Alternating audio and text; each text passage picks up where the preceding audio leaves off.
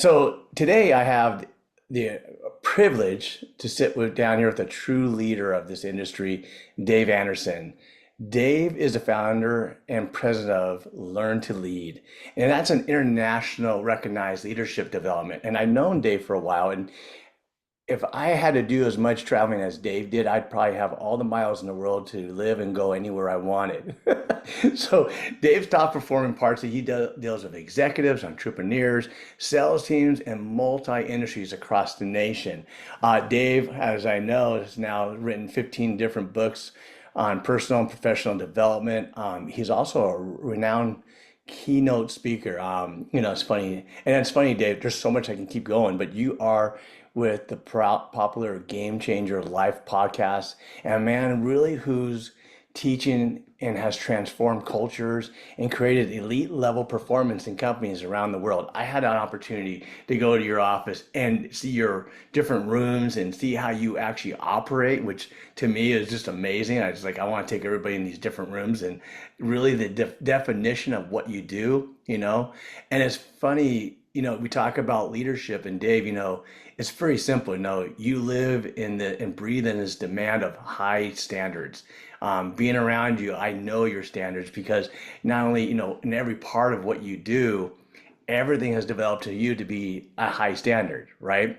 Yes, sir. So today in our conversation, I think are going to be inside the mind of Dave Anderson, and you're going to explore separate, average performance from greatness, how to build a winning culture. What I love about having Dave on this and having you here, Dave, is really what your outcomes have been. And some of the questions that we'll go through in discussions is how does everybody see it the same way?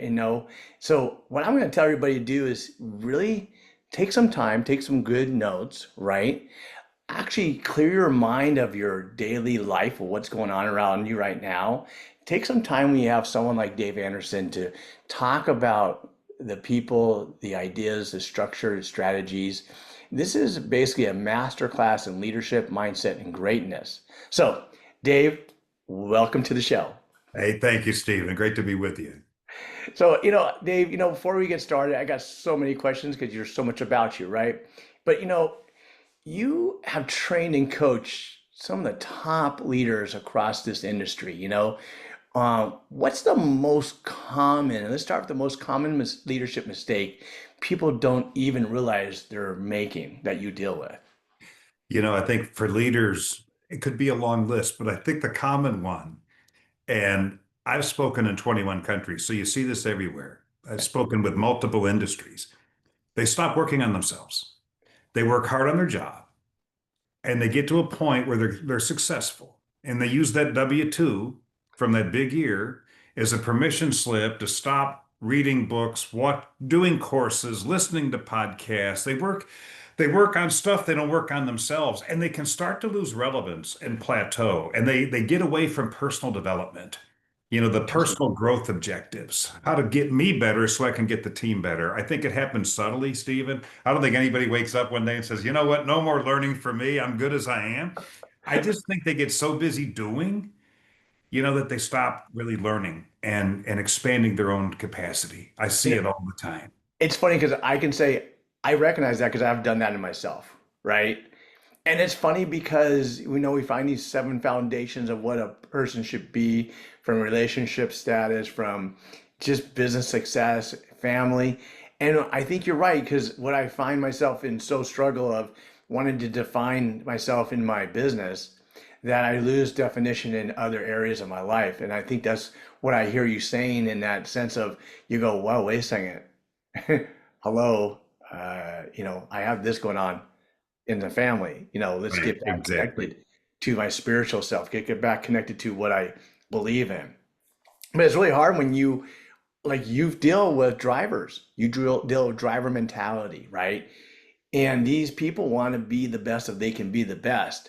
And sometimes they find themselves just in that moment. And how do you help them balance that moment out? Because, you still want them to be successful. You want, like, when you deal with athletes, they want to be the best at their game, right? That's right. And it's a lot of time. It takes a lot of time. And people sometimes don't realize that the now is the now and the future is the future. And sometimes you got to kind of connect to the now. So how do you help these people in that mindset? Well, it's really important to get them to stay in the moment they're in. I mean, as talking about athletes, I've been the mental skills trainer for three Big Ten college basketball teams and for a handful of NBA players, and they do what we do. They get so concerned about the scoreboard, they keep taking themselves out of the game. The only way you're going to be exceptional in all your life arenas if you really condition yourself to be where your feet are. Yeah. You've got to master the moment in your face, in front of your face. And it's like we live a lot in the past and we rehearse it and we nurse it. And if we've done well, we borrow credibility from it, and that can make us complacent today. If we've done poorly, we carry the baggage into the present and it robs us of our power. The past is gone. It's a memory trace. Learn from it, improve because of it, but you can't go back there. You're even going to forget how you remembered it as the years go by. So it's not real. And then the future is purely anticipation. So spend some time planning for the future. Certainly, you can't be obsessed with it. If I master the right activities now, the right disciplines, the right attitudes, the right character choices, the scoreboard starts to take care of itself. And it's creating that mental discipline to where when you're at home, be there. When Right. you're at the gym, actually work out. I had a guy tell me one time, I've been going to the gym for 3 years, 3 days a week, and it's like nobody can tell. What are you doing when you're there? Are you watching television? Are you talking to people? It's like, but it's just like some people who go to work and they don't work. They go to the gym and they don't work out. That's my industry. I laugh because I work off of strategy, and I was in this long talk with a bunch of people, and I was in this retreat, and this question comes up to me is like, so how did you get successful in real estate? And I'd say it's really one thing, and they're like, well, what is that? I said, well, I followed my schedule every day, Mm. and I kept committed to my schedule. They're like, well, what about your presentation? What about? I go, well, that was in my schedule. Well, what about that was in my schedule. So I know that there was a productive time in my schedule. I knew there was a part of it has to be set up for also my client time. And I let my clients understand my schedule. So it was interesting that you say that, because people get off, they come into the office, they think they're in the office and they're doing work, and they're forgetting what work looks like or what it means to be there. And they're just in the moment of being there. And that's where I think failure starts happening because your mind says you're working hard, but your actions are working in the wrong direction to get to the success that you need to take because you won't get to the result that you're looking for. So I got a good question for you because I know I'm gone so far out for you first, but there's a Dave Anderson that started before this, right? There's a guy who had a mission, to learn to lead, and you are defining that mission of yourself. What brought you from where you were to that? What got you? Because, that's a big, pivot, I should say. So talk about before and after that point.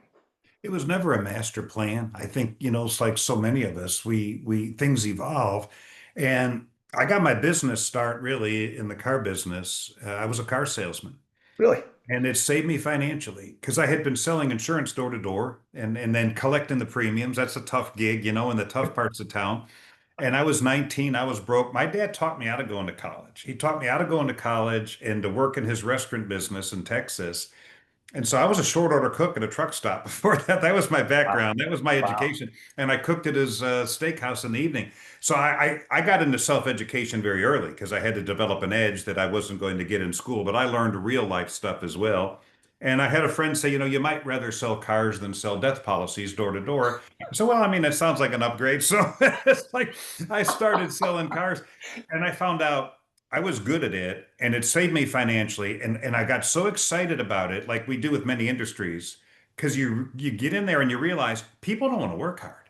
Yeah. I cannot work every one of these guys. Right. I don't have to be the smartest one. I just need to care more and work more. And it's like, this is going to be easy to get ahead. All these guys that came to work and didn't work at work, they just complained about their wives and the customers and the management and all that stuff. And so then I sold a lot. And what happens? They want to make me a manager. Okay. It's like, okay, they knight you as a manager and they expect all these skills to come to you in a dream one night, casting vision, devising strategy, implementing tactics, how to coach, give feedback, hold people accountable, all these different things, mentoring, delegating. I made a mess of things for like 8 months. I overmanaged. I was a micromanager. I didn't know how to talk to people. I did most of their work myself because it's the only way I could get it done. Didn't know how to hire. And if you don't know how to hire, it's misery on the installment plan from there, brother. You know Oh that. yeah. And so I had a guy that a pastor from my church. He knew I was struggling, never took a day off. I was 40 pounds overweight. I had ulcers. I was making money, but I wasn't having any like joy or fulfillment in my life. And my pastor brought by a tape. Remember back when they used to have tapes? Yeah, And he yeah. brought back a tape. I'm there. I know Oh, that. yeah. The tapes changed my life. And he brought me a tape by a guy named John Maxwell that I'd never heard of. And he said, it was on priorities, how to prioritize, how to focus. And then another tape on what it meant to be a leader. And he said, I think these will help you. I will always remember and be grateful for that. And so I listened to what it means to be a leader, and I realized I wasn't one. I was a pretender with a title. Come on. And then I also realized I was glorifying busyness. I would create a lot of activity during the day, but I wasn't getting the right things done. So I got addicted and I started making changes. And I got addicted to this personal growth thing. And I started buying everything John did and Zig Ziglar. He introduced me to Zig and really working on myself. And I started to see now I can grow people. I couldn't grow people before because I couldn't grow myself. Right. You can't take people on journeys you haven't been on, and That's you so can't true. export to them what you don't have. And so I started to help people get better, and I got a passion for that. And we started to do very well at the dealership I was with. I got a job offer to come to California up in Palo Alto, and I took over 6 dealerships. And then I was in charge of training all 65 managers, as well as running the director of operations. But the part I loved about my job best was training. It just felt like the niche. It felt like this is where I get fulfillment. This is where I just don't make money. I can make a difference. A Right. lot of people make money, Steve, they're not making a difference. Uh, you know, And but it shows.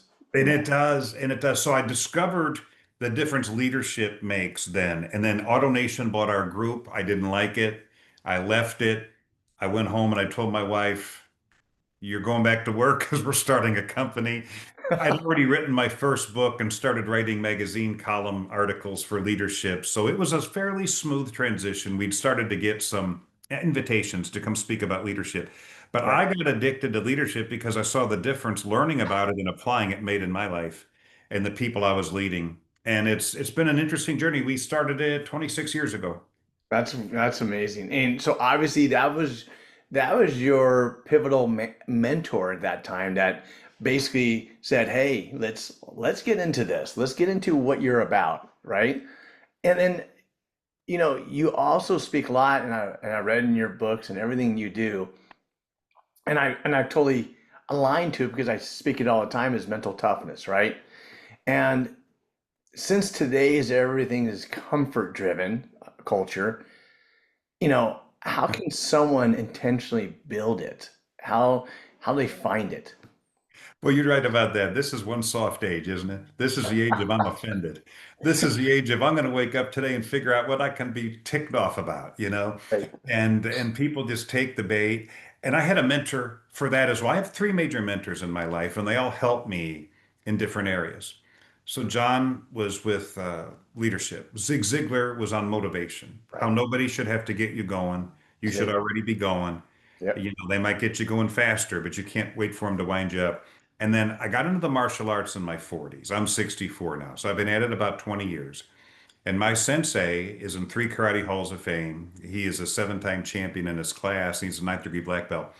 Really started to learn about mindset and how to stay in that moment, how to bounce back quicker from adversity, how to work through pain, how to control what you can control, how to win when you're not the most talented, just by outlasting people. And I wrote a book called Unstoppable, where I shared a lot of these mental principles. Because let's face it, Stephen, uh, Right. if your mindset isn't right, it really doesn't matter what your skills, knowledge, talent, or experience Yeah. are. It's not going to get activated. Yeah. It's not going to get activated. The mindset activates all that, having the right outlook, the right desire. And so I wrote that book. and started getting invitations to come talk to sports teams. Never imagined I hadn't shot a basket in 50 years. But I don't teach guys how to shoot a basket. It's how to shoot the seventh one with confidence after you miss six. And so it's like mindset principles. It doesn't matter what you do. I work with law enforcement. I work with banks, oil companies, car dealerships. It doesn't matter. Sports teams, there are certain principles that help you develop mental toughness. But what helps you develop it is you got to make yourself uncomfortable. Yeah. If mental toughness is defined with two key components. If you look it up, it says a measure of confidence Right. and resilience that's predictive of success in sports, education, or the workplace. Now, you look at those two areas. How do you get more mental toughness? More confidence Right. and more resilience. Now, resilience is the ability to recover quickly from setbacks, disappointments, or defeats. Right. I would contend that the more confidence you have, the more resilience you're going to have, because if things don't go well, you believe in your abilities, you're going to take another shot. You're going to bounce back quicker. But then the question is, how do I develop confidence? Because confidence is fragile. I work with NBA players make $60 million a year, and that doesn't include their $150 million shoe contract. And I can tell you, nobody has it all together all the time. Right. So confidence can be built, but it's not by doing what you've always done. Right. You build confidence by doing things you haven't done. I used to do X, now I do Y. I worked through the discomfort, now I do Y. I'm ready for Z. And if you always do what you've done, you may maintain the confidence you once had. If you don't do what you've always done, you may lose some of that confidence. I'm not sure I can even do that anymore. But we have to continue to challenge ourselves. Most of us, we under challenge ourselves, we under challenge our people if we're leading people. We pamper ourselves, we coddle ourselves, and we coddle and pamper our people, and it's a terribly false kindness. And so it's stretching myself. And now your brain will tell you though, Stephen, stay comfortable. Yeah. Because the brain's role is to help us survive. And to survive, we shouldn't take risks. We shouldn't make changes. We shouldn't extend ourselves or stand out. So we have to not do what comes naturally. You have to do what's unnatural. And Oh, so I set up things with people to where whatever routine you have, let's raise it a little. right. Let's make it a little bit uncomfortable. Your work routine, your school routine, your gym routine, if you're shooting 100 shots, made shots after practice, do you have 110 made shots in you? Okay, well, I get their commitment to do that. We just raise their productive activities by 10%. And so it's continuing to raise up the things that have made us successful, that make us uncomfortable, that get us to another level. It's 100% developable. But Wow. most people don't do it because they embrace comfort. But is it a challenge? It's funny. Do you see the challenge of consistency? Because what I see in most people is they think they want something. They won't even give it 90 days straight of following the same action in order to get the result. They'll get to 2 weeks, 3 weeks. And basically, that's why, again, let's call it what it is, right? That's why these gyms can be successful because they'll give everybody such a great deal to come in and they know they're over hitting the amount of capacity they can have, but they know the numbers that only 20% of them will actually come in. So it's that same consistency that no one wants to, I want to be healthy. Okay, what does that look like to be healthy? That's right. And how long will you take this on? And so where's that edge, like you say, and I say that, and this is where I want to ask you, your elite performers, what do they do differently with setbacks compared to your average performers? What's the difference between those two? My lead performers are far more consistent in my book, and I'll tell you why.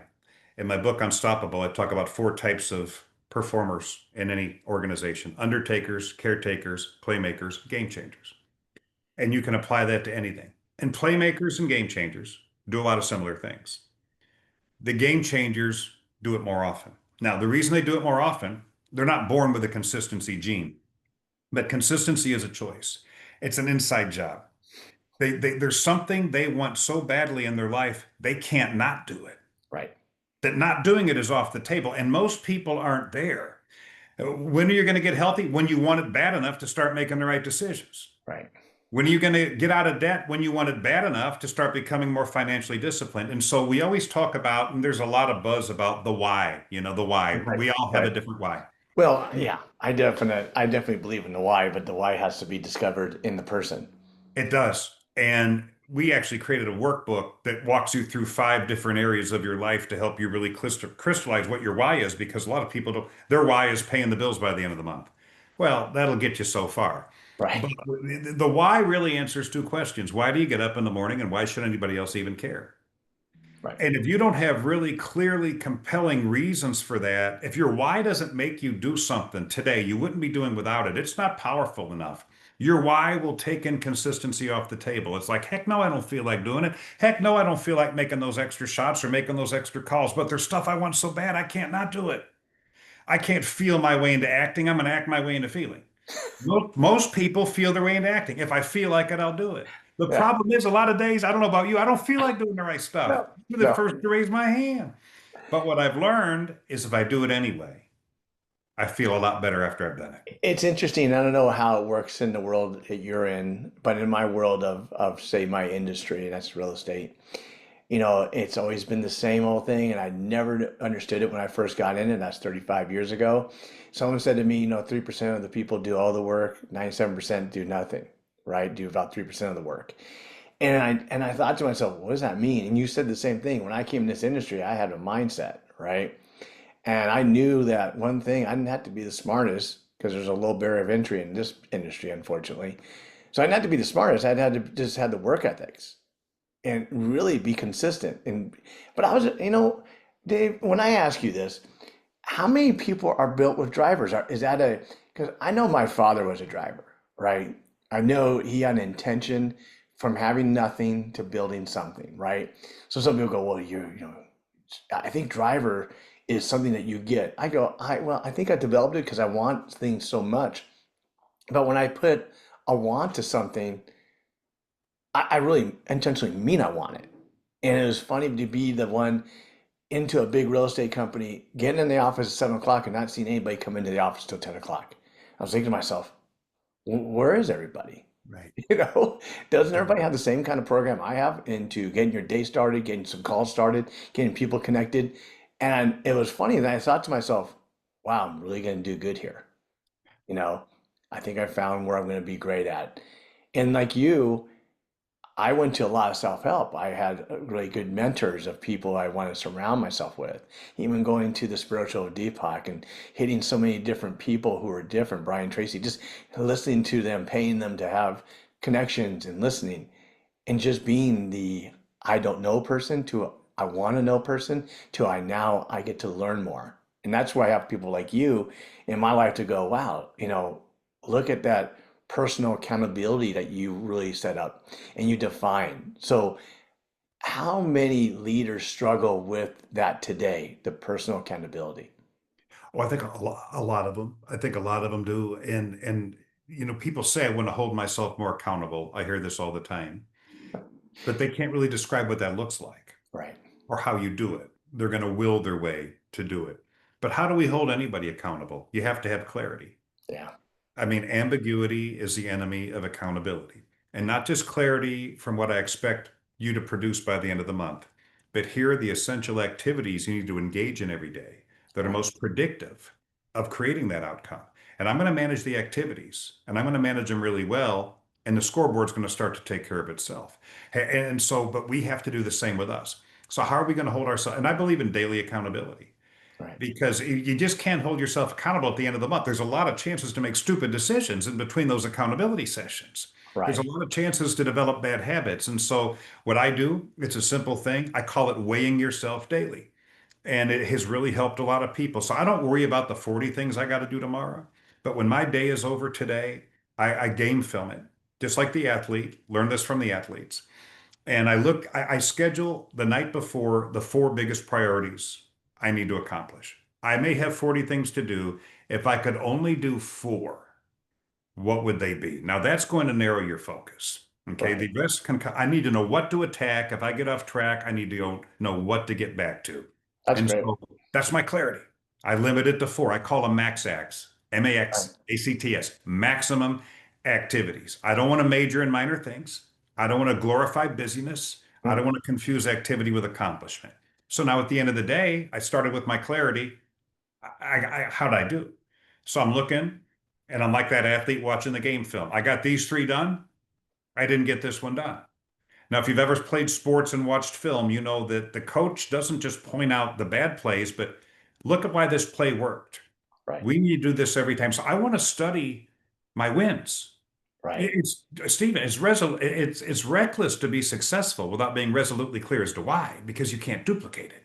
So why was I able to get these three things done today? I got better at it, so it took less time. I noticed so and so wasn't here, and whenever they're not here, I'm more productive. Maybe that's telling me something. And I got off track, but I got back on track quicker today because I had more top of the mind awareness. Well, good. Let's do that again tomorrow. Now, this one I missed, no blame game. Can't say I got called into an extra meeting. There was an emergency. I got delegated something I had to do. What if I were more prepared? What if I were better at it and it didn't take as much time? What could I have said no to so I could have gotten it done? And Right. then with this in my mind, it takes 5 minutes. I schedule tomorrow's big four. Jim Rohn used to say, finish your day before you start it. Right. And I so, know and so that. you walk in the next day with a plan. People walk in without a plan. I try to.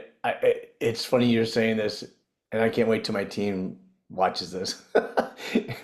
It's that thing, like you say, it's so much easier to end your night of your last day with your start of your next day because when you walk in, it's there in front of you. Yes, sir. You're not redeveloping what you need to do that day. It's already there. It takes you 15 minutes to end your day and say, here's what I did, here's what I need to have as priority tomorrow, and let me step into priority tomorrow. And it's interesting that as much as I've preached this, that everybody still defies it. It's like they ask me, how do you start your day? And I start laughing. I go, well, first of all, I start my day with intentions and gratitudes, and I write down some things that I need to feel that day and my intentions for the meaning of that day and go from there. I give myself a 15-minute gift, I call it, right? And my 15-minute gift is because I get up earlier than anybody in my household. So I get up and I'm always done this. I've done this for years, Dave, when I said, I just need to know what I need to feel. And I need to know what I need to be grateful for. And I need to have the intentions of what my life wants to be like this year, you know? And it's funny because they go, okay, that sounds great. Can you send me a worksheet? I go, definitely I can. And I do, and I go, so let me ask you, how have you ever done any of that? Well, I'm going to. It's like, okay, well, ready, aim, but never fire, never worked, you know? And so I have had, managing people, managing my teams, managing business. And it's funny because I try to develop them to be leading and not really a manager. And they don't understand that process. I was like, hey, I can't keep you as a manager. I got to keep you as a leader. A leader really shows by example. A leader really defines what the mission of our company is. They keep going into it. And if you don't follow that, you're managing, not leading. That's what all these companies hire managers. And I go, why? Is it because it's cost effective? What is it? Right? So what's the difference between you when you see managing people and leading people? They're two different skill sets. And this is one of the things I learned early on from John Maxwell. You need to develop both skill sets. And the way he put it, I love how he said it. He said it might be an oversimplification, but think of management as the paperwork part of your job. Leadership is the people work part of your job. He said usually the paperwork hijacks the people work, and you're spending more time with stuff than you are with people. Quite frankly, because stuff is easier than people. People are messy. Okay, stuff doesn't come in late. It doesn't talk back. It doesn't ask hard questions. It doesn't call in sick. We can feel like we are mastering the budgets, the forecast, the reporting, all those processes. Management's important. If you don't have good management structure, the place falls apart. But you can't ignore the people. Right. And so, most people they tend to get in these situations where they're over managing and they're under leading. They're spending more time with stuff, less time with people. They're not leading from the front. They haven't learned how to coach, how to train, Right. how to mentor, how to hold anybody accountable. And so since they're not good at it, and when they try to do it, they make a mess of it, they avoid it. We always avoid what we don't feel great doing and what we don't have confidence doing or get a good result doing. But that's not a good answer. Avoidance isn't a strategy No, to grow. no.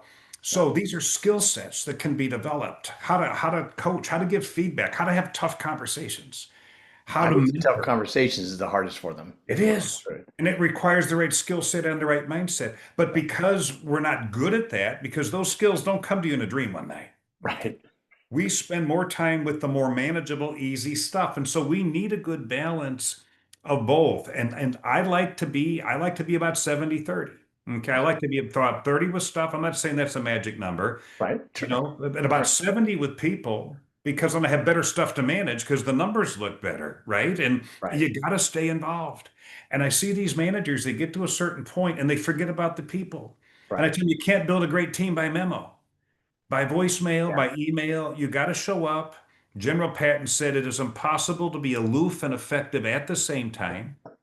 You got to, and Maxwell said you can impress people at a distance. To impact them, you got to get up close. Right. Now, some people get up close, they make a mess of things because they don't know how to deal with people. They don't know how to talk to them. They micromanage and so forth. But when you develop those skills, that's where the reward is. But Helping people and grow, being part of it. you're back to selling again. And you are You see, they don't understand that part. You're back to selling. $100%. It's funny, Dave, because I I ran four different. I don't know if you noticed. I had four different real estate companies. I have four Coldwell Bankers, and I went from being one of the top four for Coldwell Banker nationwide, and I got this big dream of I can take on more people and make better money and more money by shifting my coaching to a bigger amount of people. So I decided buy four of these companies, right?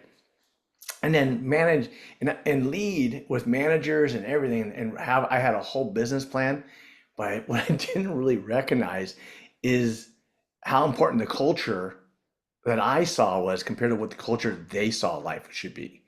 And it was interesting how when you define something like here's how you will make an amazing career in real estate, and then you define what does that look like for them.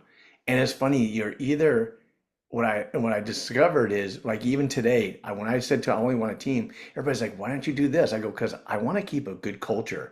When I go into my life and running through my life, there's so many different things I do in business, right? So I don't just do one thing. But the idea of it is when I'm in my real estate business, which is really important to me, the people surrounding me have to be in that same culture and design that I built. But the problem you have is the people who want to come outside in, they're like, well, why won't you bring me into your team? I said, well, you're just not ready for this culture. I don't want to mess up the culture I've built to have people who aren't ready to learn and grow in a different way they've learned from other companies who didn't care about it, who doesn't have standards. And when I've already had these people have standards and you come in, you're a disease to my culture. And so it's funny, either built or when you have this culture, it's built by design and it erodes by default. This is your wording, and I love that. So, what are your first signs when you see culture slipping? I think first of all, you got to know what to look for. A lot of people have a hard time defining culture. It's this warm and fuzzy term that people throw around and they can't really define it. And, I think culture is really broken down into five pillars. I mean, culture is the foundation of your organization. Think of it as a foundation. Right, If you want to build a skyscraper, you got to have the right foundation down. If that foundation is on sand rather than stone, if it's developed cracks and holes, you're going to be limited as to what you can build. So your culture has to align with your vision. You have to have a culture that supports your vision. So right, then what makes up culture? Well, a few things. These are the five main things I believe. Uh, your mission. You have to have a common purpose that right, unites a team, and it has to be articulated often, and people need to be held accountable for it. In the absence of a common mission, people come up with their own mission. And usually it's very selfish. They're running their own agenda. So a team is really powerful when we share the same mission. Secondly, we got to have core values. It's not just about producing the numbers, it's about getting them the right way. right, And we're not going to put up with toxic achievers. We see them in sports. It just takes one. They may have a lot of talent, but they violate the values. They don't have integrity. They don't care about the team. They don't care about the customer. So we have five core values in our company, and I don't care what you produce. You have to live those values. The third pillar, performance expectations. Okay, so now we've got the shared purpose. We know how we're going to do it. Here's what we need to do. And these are your daily activities that you need to become exceptional at, and the non-negotiable outcomes you must create. And they may change over time. They may be different for each person, but we got to have that clarity. Now, think about this. I just said culture has five pillars. The first three are clarity. Right. Culture is 60% clarity. Okay, the fourth pillar is core competencies. These are the things that differentiate us. These are the things that make us different and better than the competition. These are our strengths. This is something a competitor would look at and say, man, I wish we did X as well as they do. This helps define our culture. What we tend to do, though, is because we're already strong there, we start ignoring it. And we take it for granted, and we're spending all our time on damage control and plugging holes and working on weaknesses. And it's like, hey, man, working on weaknesses gets you by. Leveraging your strengths gets you great. It's what creates that separation and that domination. So it's Right. identifying your core competencies and continue to develop them. And then the fifth, that's people. It's the big part. And people that I had a guy ask me one time, do you put people number five because they're the fifth most important? I said, no. I said, I put people number five because they got to line up with the other four. You Yeah. got to have people who believe in your mission, share your values, can hit your performance standards, and have talents that align with your core competencies. So these five things, they always give us something to work on. Right. And it's like if we're not holding people accountable, it starts to damage the people pillar. It starts to damage our values pillar and our performance. And so a culture's never done. Right. The culture's like a garden. Yeah. Well, I do a little gardening. And what I've learned about gardening is if you turn your head away from it for very long, the weeds and the bugs will hijack the garden. It's like it was just in great shape. I go away for a couple of days and I come back, and the elements, the garden has totally changed shape. So you got Right. to weed it, seed it, feed it, got to protect it from the elements and keep the foundation strong so you can keep building on it. And so culture is far more than a buzzword that some people use it. It's real, it's tangible. You work on these five things, you strengthen the foundation, and you have to avoid multiple cultures. Right. Here's what I It's mean. That's interesting because even using your garden experience, right?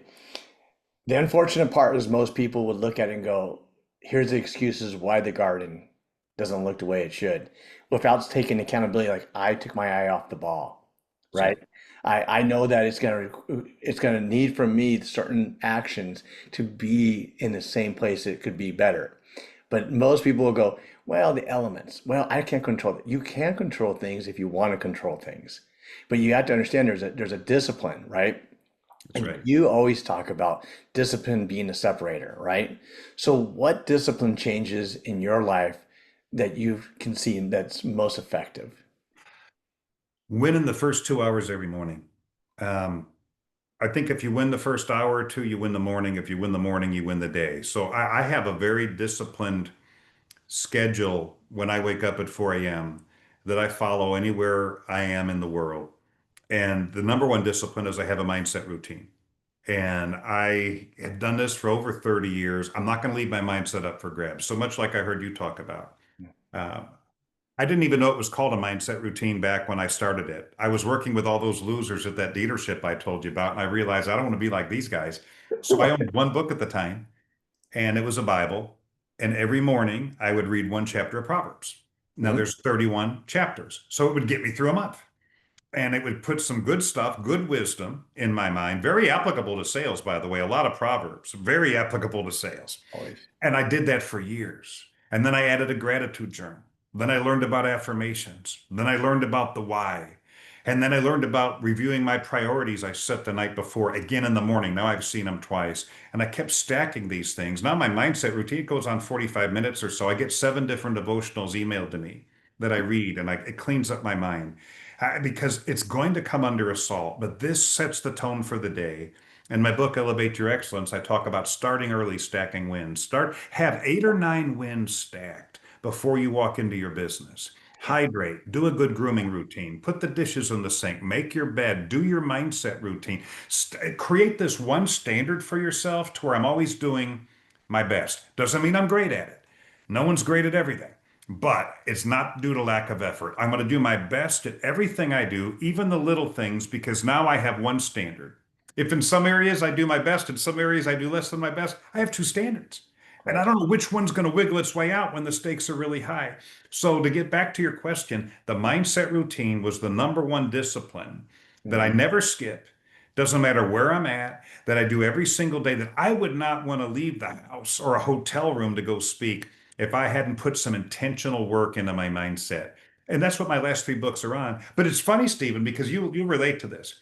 I'll ask people at a seminar, how many of you would agree that having the right mindset every day is more influential to success than skills, knowledge, talent, or experience? Everybody's hand goes up. I say, Right. great. I agree with you. I'm on the same page. Next question. How much time do you spend every day intentionally working on yours? I've been in rooms with thousands of people. You can hear a pin drop Right. because they just admitted this is a really big deal and I'm not doing anything intentionally. But if you leave your body up for grabs, it doesn't turn out so well. You leave your mind up for grabs, it doesn't turn out so well. It's the same disciplines to building either one. So that was my key discipline that helped me build a lot of others on top of that one. And every superstar, every successful person I've met in this world has always said something that you said the same thing. They get up earlier than everybody else. I love it. And it's funny because even my teams, other people who know me, like, why do you get up so early? It's they don't understand the gift of earliness, you know? Um, it's funny because some people go, wow, it's dark. I go, well, it's dark in many other ways too if you don't. So it's like I it's know. it's an interesting discussion, but at the same time, it's the conflict that they have in themselves to not want to do something that they want so badly, but they don't want it bad enough to change a routine that's not winning for them. And This that's is the so the true. craziest thing I find in my life of, you know, why are you so scared of the change? Why don't you look at the opportunity behind that change? It's like, why real estate? I loved every single moment that the real estate industry changed because I knew I'd be a year ahead of everybody else. I knew I've already saw it coming. I knew when to pivot. And like everybody looks like, why are you guys still busy? I said, we're just doing the job we're supposed to do each and every day. And they looked at me like, well, you must know something. I was like, no, you pivot, you change, you make a quick decision, and you don't sit there and look at excuses or complain. Complaining and excuses are not going to move you to the next level. It's just going to hold you back. And everybody who complains and has excuses, they all want you to be in their tribe. They're all like, that's where I lost a lot of friends a long time ago Yeah. because they were always like that. I was like, you know what? I can't be in your tribe anymore because I don't really understand that process of your thinking. But you, at the same time, you coach some top sales teams. You coach a lot of big, like elite individuals, right? So, what mindset shift is required to move from being a salesperson to being a trusted advisor? And this is huge for everybody in my industry who's watching this right now, because this is what I always go, and I know you have that same feeling. So, what is it you see to move from salesperson to that trusted advisor? Yeah, that's one thing that I did intuitively in sales. I went from, just being a vendor to being a resource, Yeah, to being a resource. And it's like the only way I'm going to make more valuables is if I add more value. And the only way I can add more value is if I become more valuable. How can I had to look at it differently. It wasn't a transaction. I wanted to differentiate. I didn't want to be like everybody else. So how can I bring more value to this client? How can I offer more options, more resources, do what no one else is doing, say what they're not saying? And then I understood that if I could do this, they'd never go anywhere else. Because now it's not just a transaction, it's a relationship, it's value added. But if you look at your job as I'm just selling stuff, you're not gonna add the extra value. You're gonna sell stuff and you're gonna go on to sell something else instead of taking that transaction and really turning it into a relationship. I would find article links to send them. Here, read this. This will help you with that issue that you were dealing with. I'd walk in with a book. I know your kid is going through a high school sports now. I think this is something that they might enjoy. And even if they never used any of that stuff, it didn't matter. It's that I cared. And right, I wasn't just doing enough. I was doing over and above, and I really cared about them. I just believe the law of differentiation is also true. The more you differentiate yourself from the competition, the less price sensitive people are. right. But the Yeah, less you I can see differentiate, that. man, the more price sensitive they are. Interesting. You know, there's an emotional intelligence to that discussion that you're talking about. And it's funny because you're trying to have them understand that's a constant shifting, right? So, like, say our markets, are always constantly shifting, right? And obviously, in the world is constantly shifting. How does a leader keep a team motivated without falling into the hype of the false optimism? It's just a really interesting space, right?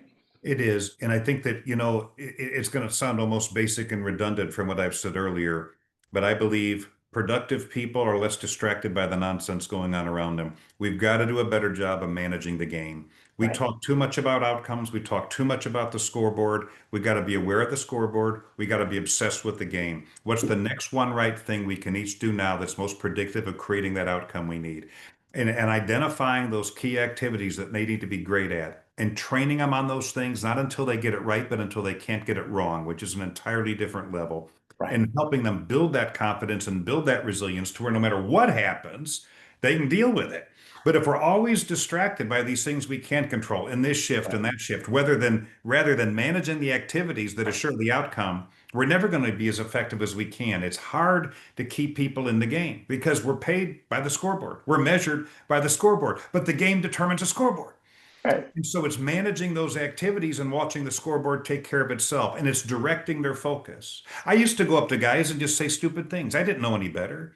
I would say, "Hey, man, I need three more from you this month. I need three more from you this month." And I'd take him right out of the game, put him up on the scoreboard. And he's like that athlete. "Oh no, how much time is left? Where am I? How much farther do I have to go?" And then I asked a better question. "Okay, you're a little behind. What's the next one right thing you can do now that's most Mm, predictive of creating yeah, that next sale?" Now that question kept him in the game and it made right. him do something meaningful. So, yeah, I think despite what's going on around us, like you said earlier, we can't control the external conditions. We can control our decisions. And a big part of deciding is where I'm going to focus. Will I hold people accountable? Will I get better? Will I get them better? You manage that, and that's you get an edge in any market because most people aren't doing that.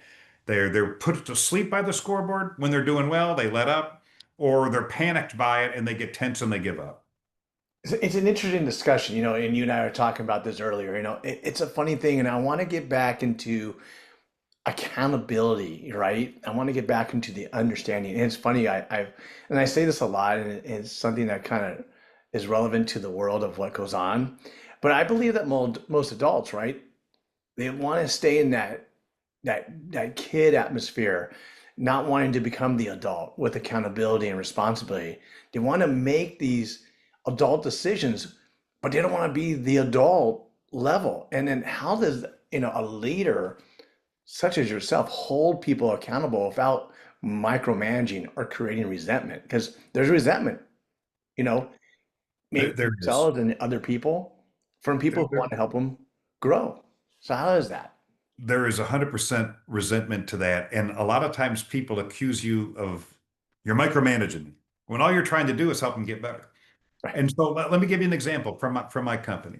So each of my people have their 4 max acts that they are prioritizing to do every day. And at the end of the day, I don't get an update on what we sold. I get an update on those activities. Right. I don't get daily updates on outcomes. I get daily updates on activities, and I can pretty much predict the outcomes. And so, and people might say, "Well, Dave, you're micromanaging me with these 4 things." But I started looking up definitions of words years ago because I realized a lot of people throw words around like complacent and micromanage. They don't know what the heck they mean. So the word really doesn't have power unless you know what it means. So I have to educate people sometimes on what micromanaging is. If you look it up, here's what it says: to control with excessive attention to minor details. That's micromanaging, to control with excessive attention to minor details. Well, those 4 things are not minor details.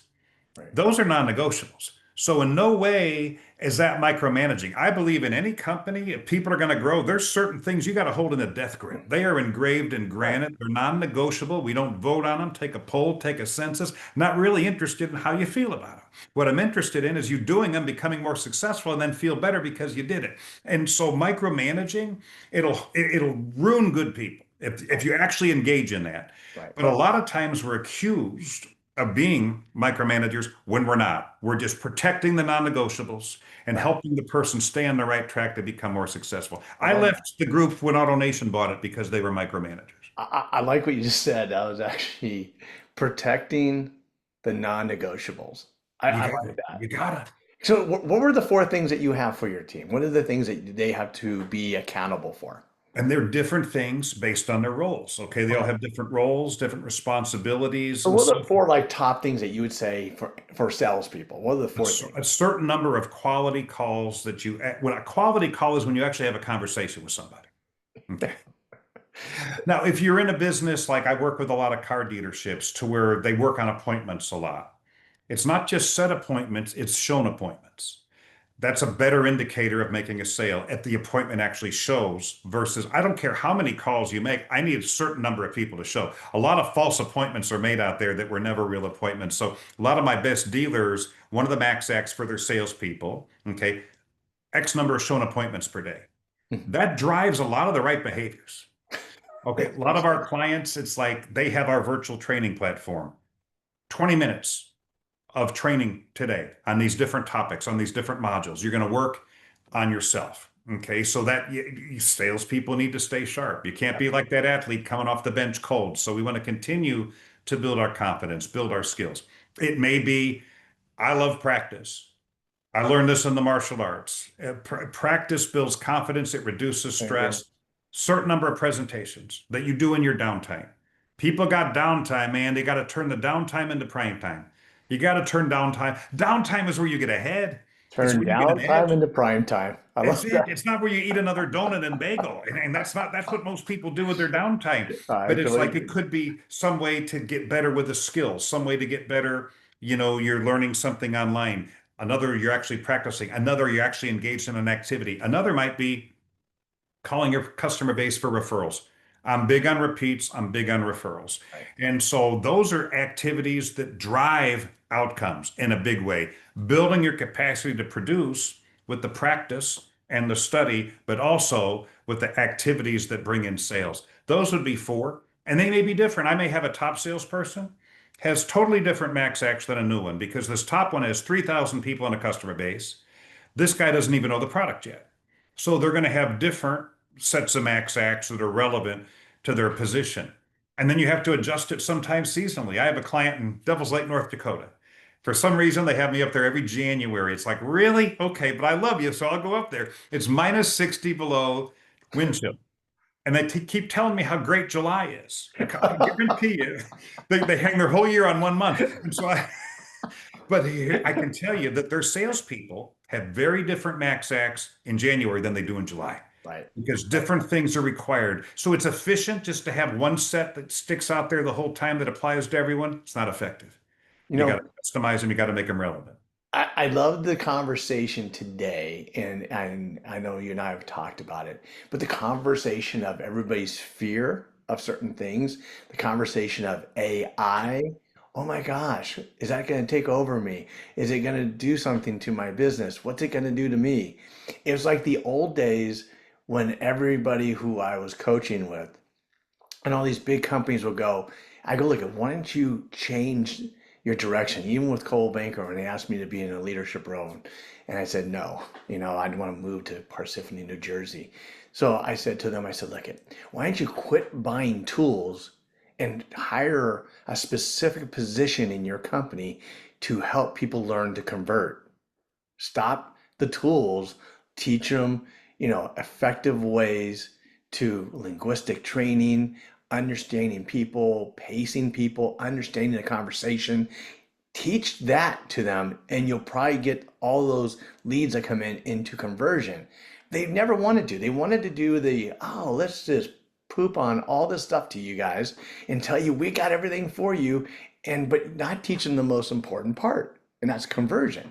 And it's funny, I always tell the coaches too, why are you guys, you bring all these different companies in, why don't you just specifically go, let's talk about conversion?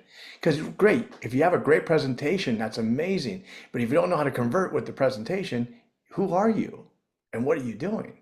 So it's that factor of change, I would say, and I see it in when I go buy a car.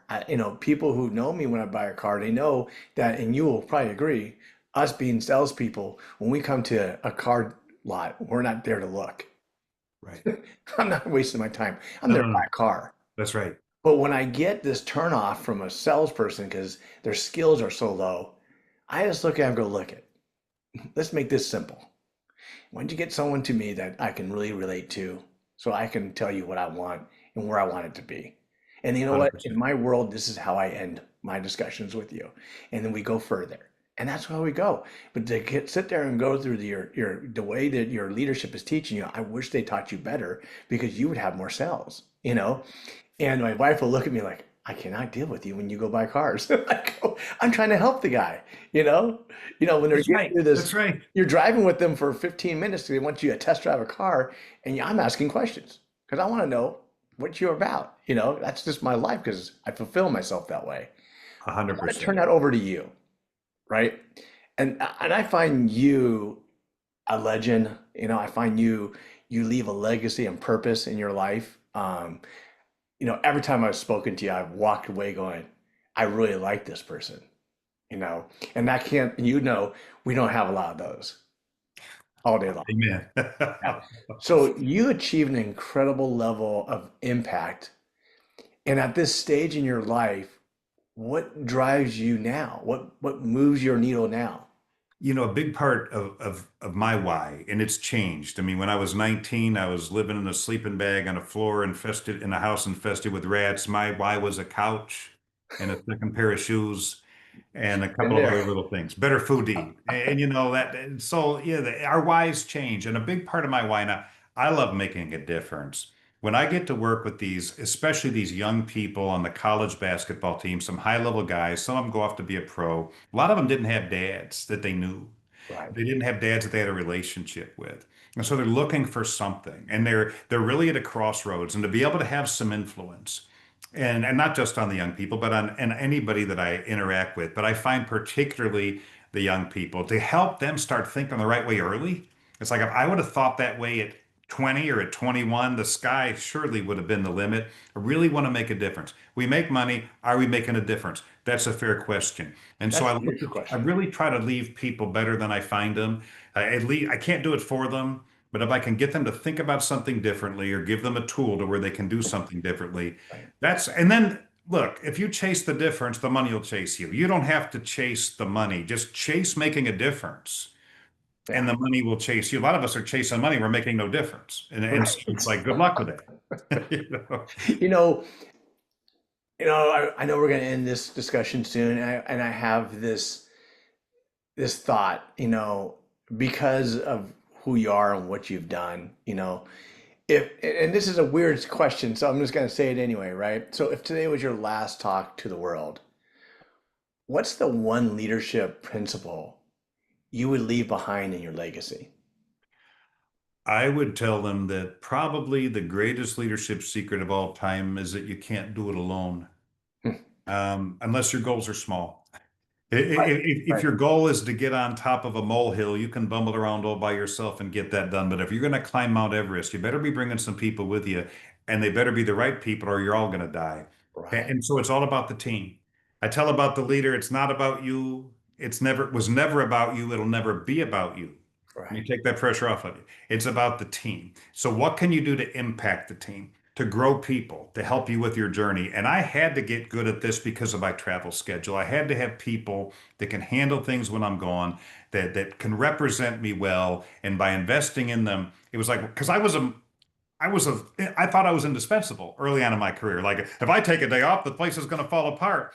I heard a pastor say one time, no one's indispensable. He said the fact is, but you have to realize that, or you'll never build a team. You'll think it's Yeah. all about you. You'll make every decision, solve every problem, have every idea. So you can't do it alone. Here's what the pastor said. He said, "You're not just indispensable, man." He said, "The day's going to come when you die, and I'm going to put you in a box and lower you in the ground and throw dirt on your face and go back to the church and eat fried chicken and potato salad, talking about who's playing in the ball game that weekend." He said, "Get over yourself. Everyone else has." And it's like that's true, and that's not just life. That's leadership. So it's like, man, bring people with you, I love impact it. them, bring them with you. Success is you crossing the finish line yourself. Significance is bringing a bunch of other people across that finish line with you. Ah, I'd get that message across.